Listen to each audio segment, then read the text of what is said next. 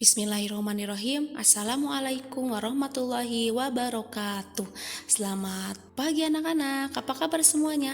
Subhanallah, Masya Allah, Tabarakallah. Hari ini kita masih membahas tema 5 ya, tentang wirausaha pada mata pelajaran IPS. KD yang akan kita pelajari masih sama dengan KD pada pertemuan sebelumnya, yaitu KD 3.3. Menganalisis posisi dan peran Indonesia dalam kerjasama di bidang ekonomi, politik, sosial, budaya, teknologi, dan pendidikan dalam lingkup ASEAN. Hari ini ada 2 materi yang akan kita pelajari. Di antaranya materi yang pertama yaitu tentang posisi dan peran Indonesia di bidang ketenagakerjaan dalam lingkup ASEAN. Dan materi yang kedua yaitu tentang upaya pemerintah meningkatkan kualitas tenaga kerja Indonesia ya. Kita langsung masuk ke materi yang pertama, yaitu posisi dan peran Indonesia di bidang ketenagakerjaan dalam lingkup ASEAN. Pada pertemuan sebelumnya, kita sudah membahas kerjasama ASEAN di bidang ekonomi. Nah, kerjasama di bidang ekonomi ini menjadi salah satu program utama yang dibahas dalam pertemuan antar negara ASEAN. Kerjasama ini diwujudkan dengan usaha untuk mengatasi masalah-masalah di bidang ekonomi ya. Nah, di sini negara-negara ASEAN telah menyepakati terbentuknya Masyarakat Ekonomi ASEAN atau disingkat dengan MEA ya. Selanjutnya, dengan dibentuknya MEA diharapkan dapat menjaga keseimbangan perekonomian di wilayah ASEAN.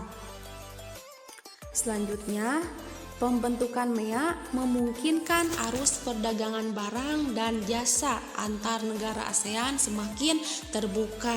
Tidak hanya produk barang dan jasa, kesempatan kerja bagi tenaga kerja antar negara ASEAN juga semakin terbuka. Nah, terbukanya arus perdagangan antar negara ASEAN akan mendorong setiap negara untuk selalu meningkatkan kualitas produk barang dan jasanya. Nah, di sini kalian lihat ya ada spanduk ya.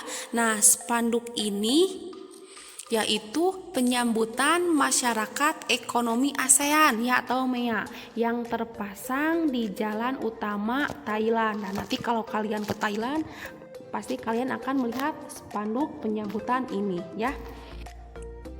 Materi yang kedua yaitu tentang upaya pemerintah meningkatkan kualitas tenaga kerja Indonesia ya. Salah satu kebijakan MEA adalah pengakuan mengenai mutu pendidikan dan pengalaman yang dimiliki oleh tenaga kerja dengan negara anggota ASEAN. Kebijakan ini memberikan kemudahan kepada calon tenaga kerja untuk memperoleh lapangan pekerjaan sebanyak-banyaknya. Kemudian, Indonesia merupakan salah satu anggota ASEAN dengan jumlah penduduk terbanyak.